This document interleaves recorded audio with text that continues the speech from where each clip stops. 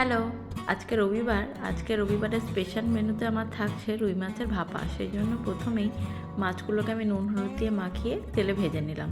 এখানে আমি সব মাছগুলো ভাপাতে দিইনি, কয়েকটা মাছ আমি ভাপিয়েছি, 4-5টা হয়তো। এখন মাছগুলো আমার ভাজা হয়ে গেছে, আর একটা জায়গাতে আমি সর্ষে পোস্ত আর কাঁচা লঙ্কাকে পেস্ট করে রেখেছি। এখন একটা টিফিন কৌটোর মধ্যে ওই পেস্টটাকে ঢেলে দিলাম, তার মধ্যে পরিমাণ মতো নুন আর হলুদ অ্যাড করে দিচ্ছি। এটাকে ভালো করে মিশিয়ে নিয়ে আমি এর মধ্যে মাছগুলোকে দিয়ে দেব।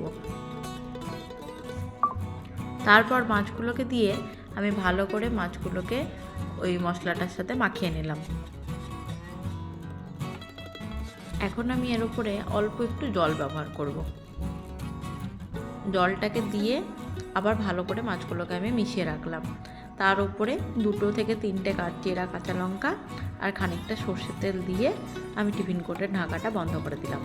এখন কড়াইয়ের মধ্যে পরিমাণ মতন জল গরম করতে দিয়ে আমি টিফিন কোটটাকে বসিয়ে দিলাম। আপনারা চাইলে এখানে একটা স্ট্যান্ডও ব্যবহার করতে পারেন।